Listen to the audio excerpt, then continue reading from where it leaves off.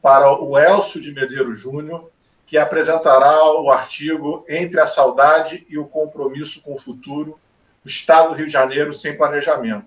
O Elcio é do Instituto Pereira Passos e do Grupo de Estudos de Economia Regional e Urbana, de ERUB. Está contigo a palavra, Elcio. Obrigado, Bruno. Eu queria aproveitar a oportunidade para agradecer à Rede ProRio o convite, mas também exaltar, porque é sempre bom a gente ter um espaço para bater um papo, falar sobre as ideias, e o Rio de Janeiro sendo o nosso foco, ter tanta gente boa aqui que certamente vai contribuir, vai ser maravilhoso. Então, eu espero contribuir um pouco também. Então, vamos lá, deixa eu apresentar aqui. Eu preparei uma apresentação meio que para guiar a nossa conversa e aí facilitar também a leitura. Vocês conseguem ver como está? Jéssica, me ajude, por favor, se está dando para observar. Tá dando sim. Tá sim. Tá bom. Obrigado. Bom, a ideia original era tratar do primeiro artigo, mas aí hoje fiz contato com Jéssica e Jéssica solicitou a participação no segundo artigo também, porque, afinal de contas, nós tivemos a oportunidade de fazer um trabalho em conjunto com alguns colegas para tratar sobre uma região específica do Rio de Janeiro. E aí, seguindo a sugestão que foi dada pelo Bruno, vou fazer, então, a apresentação da primeira parte para que a gente possa tratar desse assunto, que eu acredito que seja muito importante, que me incomoda um pouco e, na verdade, a gente traz algumas ponderações a respeito. A minha preocupação específica, que foi a motivação para escrever esse artigo, é o fato de que nós imaginamos que o Estado do Rio de Janeiro, por conta da sua história, da sua trajetória, que aqui a gente está chamando de trajetória fraturada, que na verdade é bem complicada, segundo o nosso entendimento, muita coisa a gente perdeu ao longo do tempo por questões específicas, com a base muito, muito forte de questões políticas e que, na verdade, elas encobriram interesses que nós acreditamos que hoje ainda estão presentes e fazem com que a gente tenha um atraso relativo bastante pronunciado por conta de tudo que aconteceu, por essa indiferença das elites do Estado do Rio de Janeiro. Então, nós acreditamos que quando a burguesia fluminense se posicionou politicamente ao longo desses quase 200 anos, em que nós fomos capital do império, município neutro, enfim, uma série de condições políticas que nós enfrentamos, nós deixamos de lado aquilo que era mais importante, que a gente entende hoje, que é um gargalo muito grande, que são as desigualdades regionais. Nós vivemos uma situação que já não é novidade para ninguém, numa região metropolitana macrocéfala, como se costuma dizer, e que, na verdade, foi o resultado desse alinhamento político, alinhamento social, na verdade, em primeiro lugar. E aí a gente faz alguns destaques, como, por exemplo, a questão da escravatura, que demorou mais tempo do que deveria no Estado do Rio de Janeiro, e a forma como ela se deu aqui no nosso Estado, em relação àquilo que se viu e que se modificou ao longo do tempo em São Paulo, que trabalhou com mão de obra assalariada, e isso gerou recursos que fizeram com que grande parte do desenvolvimento, não só na Grande São Paulo, quanto no interior de São Paulo, tenha sido bastante beneficiado por conta das rendas que foram geradas e do apoio que essa forma de tratar à época as condições econômicas e sociais, elas geraram em apoio à indústria do Estado de São Paulo. A outra questão que a gente pondera é com relação ao distanciamento político que havia entre a cidade do Rio de Janeiro, né, então capital, durante muito tempo, e a província do estado do Rio de Janeiro antigo, né, que era uma fratura que eu acredito ainda hoje existe, de alguma forma. E isso se deu ao revés do que se viu em São Paulo, que trabalhou pela interiorização do crescimento econômico e do desenvolvimento. E exatamente por conta dessas questões, a gente viu o que ainda é hoje a divisão regional do trabalho no Brasil. São Paulo, com cerca de 20 pontos percentuais de distância em relação ao estado do Rio de Janeiro, difícil tirar essa diferença, quando na verdade tirar talvez não seja o propósito, né? Mas aproveitar as potencialidades do Rio, pensando diferente. Eu acho que é aquilo que a gente precisa fazer. A gente ainda tem uma mentalidade um tanto retrógrada, que faz com que as elites fluminenses não percebam que a gente está perdendo tempo, muito tempo.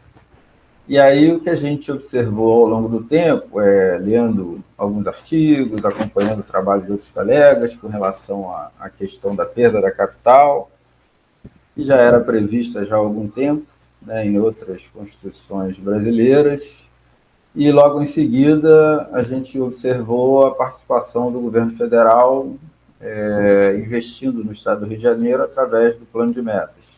Em seguida vem a fusão, que era uma proposta de trabalho, na verdade, para reduzir a distância do novo estado que se formava em relação a São Paulo e torná-lo um polo de desenvolvimento, algo que a gente tem tentado fazer ao longo do tempo, mas ainda de maneira pouco efetiva, digamos assim. Mas o que se viu depois desses dois momentos cruciais, né, da história do Rio de Janeiro foi que a gente observou já uma coisa antiga, né, que inclusive muitos autores mencionam, que é a questão do patrimonialismo, que ela vem, na verdade, desde a chegada dos portugueses ao Brasil, né, mas agora, recentemente, por conta das mudanças que ocorreram desde o último quarto do século passado, a mudança do arranjo capitalista, a versão gerencial. Então, a gente vive nesse novo formato, digamos assim, né, do trato da coisa pública, que é do patrimonialismo gerencial. E, por conta disso, a gente percebe que ainda existem iniciativas pedindo a volta da velha a época em que nós éramos a capital do Brasil, e aí isso gerou iniciativas de difusão que ocorreram nesse século, como menciona aqui o Guanabarajá e a Autonomia Carioca, que não deram em nada, eram iniciativas políticas, e agora, mais recentemente, a proposta de tornar a cidade do Rio de Janeiro um segundo distrito federal, como existe em outros países, em alguns poucos países fora da América Latina, mas que, na verdade, representam o desejo de algumas pessoas que sentem saudade daquele estado tutelado que a gente vivia. Eu acho que a gente já deveria ter abandonado já há algum tempo. Então, essa saudade, ela, na verdade, não nos ajuda, segundo o meu entendimento. Ela nos atrapalha e não permite que a gente progrida.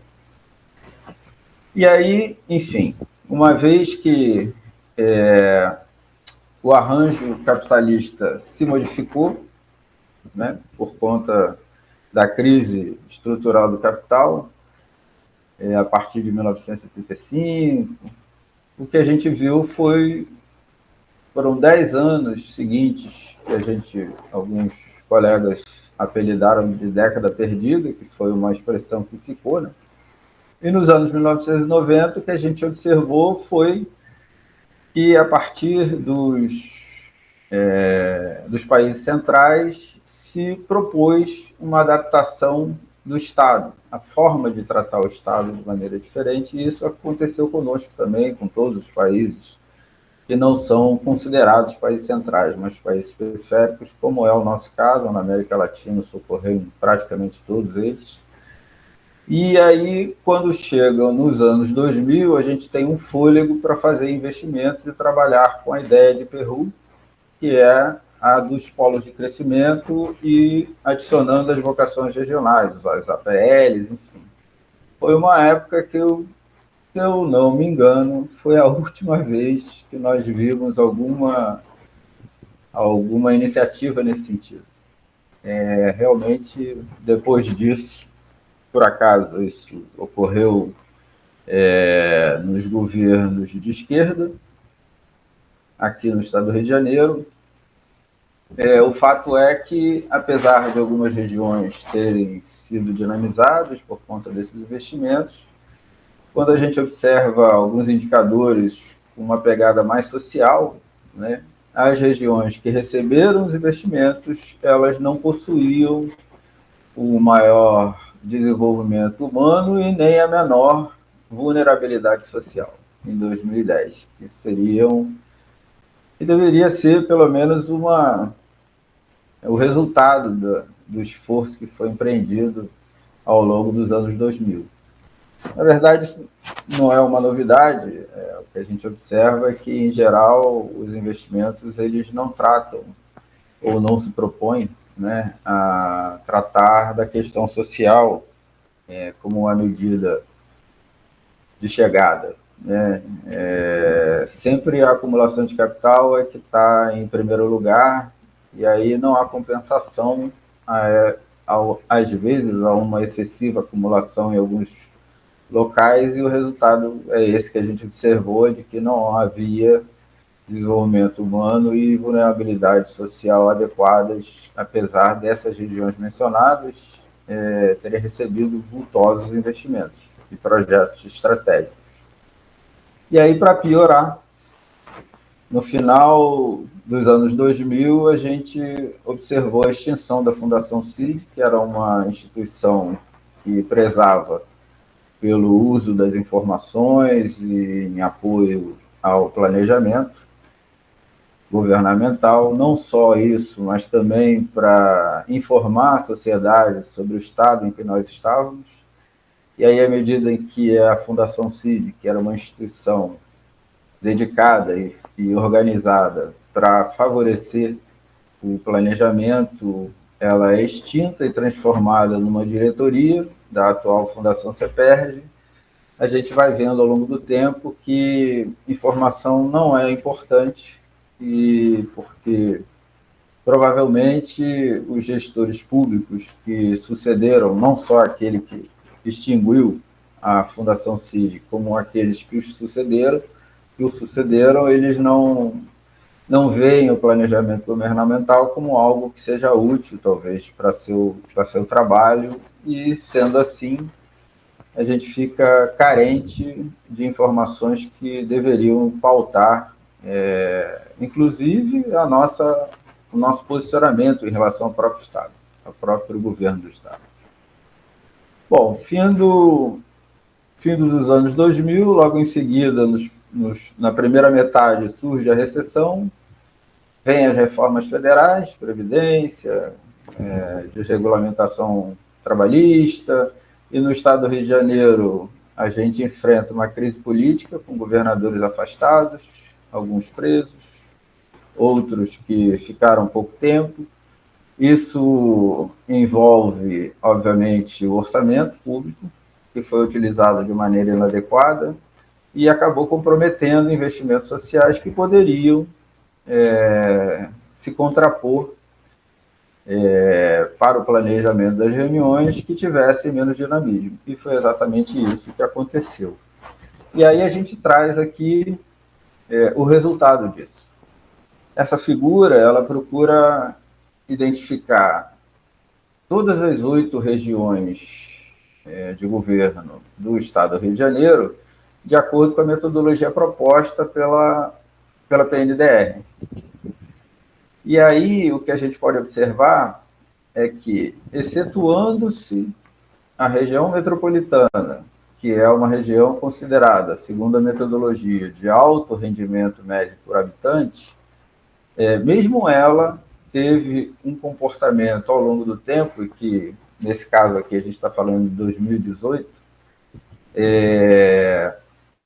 teve um comportamento que demonstrou um dinamismo muito baixo. Assim, na verdade, médio, né, considerado pela metodologia, mas que, tendo em vista o rendimento alto, ele poderia ter sido muito melhor. Enquanto as outras regiões, elas tiveram também, a maior parte delas, um comportamento, um dinamismo econômico médio, considerado médio, mas que, segundo a tipologia adotada, são consideradas estagnadas, tendo a região do Médio Paraíba apresentado um dinamismo muito inferior a todas as outras, inclusive a Noroeste Fluminense, que aparece solitária, tendo um rendimento médio por habitante baixo e um dinamismo médio. Então, para mim foi uma surpresa, confesso, ver a região do Médio Paraíba tendo um dinamismo baixo, uma vez que é uma região que tem como característica um setor industrial bastante pronunciado. E aí isso nos traz mais preocupações, porque, na verdade, a gente vê que o modelo de crescimento que tem sido adotado, né, no Brasil, ele não privilegia o setor secundário. Muito pelo contrário. Na verdade, a política econômica que vem sendo praticada, ela tem deixado à míngua o setor industrial. Então, a desindustrialização é um fato, a gente não conseguiu realizar ainda, eu tenho esperança, como acredito que todos aqui também tenham, de que a gente ainda veja a indústria sendo favorecida nos projetos de desenvolvimento do Brasil. E, obviamente, do Estado do Rio de Janeiro.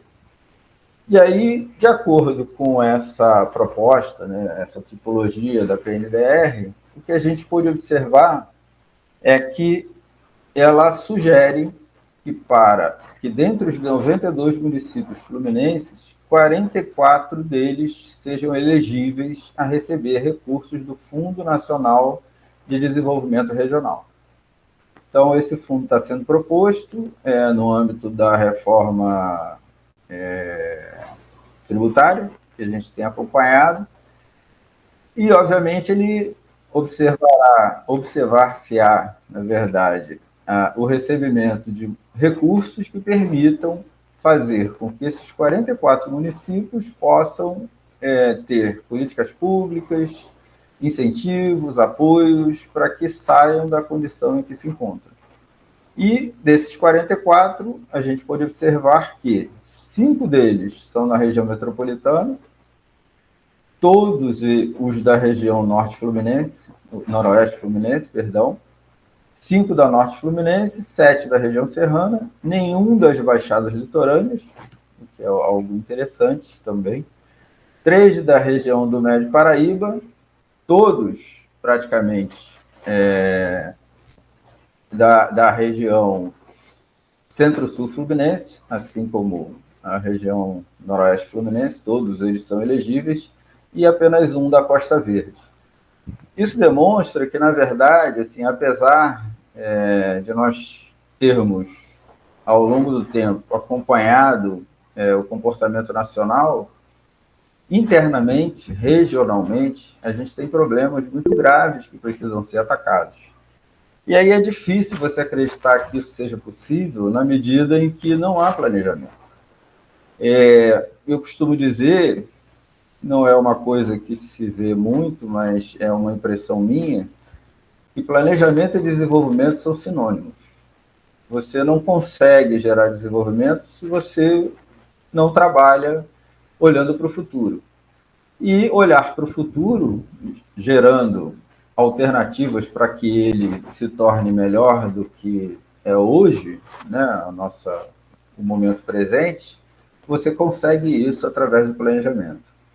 Eu sou um pouco suspeito, porque, na verdade, já são mais de 30 anos, quase 40, trabalhando com planejamento, então a gente enxerga isso de maneira muito clara, mas me parece que no caso do Estado do Rio de Janeiro, isso não é relevante.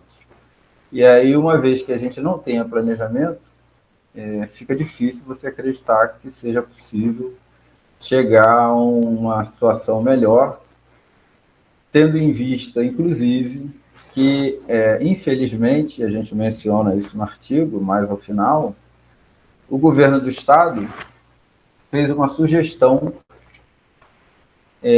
de utilizar os recursos do Fundo Nacional de Desenvolvimento Regional para pagar a dívida e sanear o orçamento público que ele próprio destruiu. E aí, numa condição como essa, fica complicado você acreditar que a gente possa ter as condições mencionadas pela PNDR para cada um dos municípios elegíveis melhoradas. Então, essa praticamente é a nossa preocupação final e a nossa sugestão, porque a gente considera necessário reestruturar a área de planejamento, fazer com que ela se torne de fato e também de direito para a população, um meio através do qual a gente vai conseguir encontrar alternativas para o momento que a gente se encontra. Então, assim, basicamente era isso que a gente gostaria de mencionar a respeito desse trabalho, que na verdade, um momento de reflexão e muita preocupação. Então, agradeço a oportunidade por trazer essas ideias e a gente poder conversar sobre elas. Obrigado. Obrigado, Elcio, pela apresentação.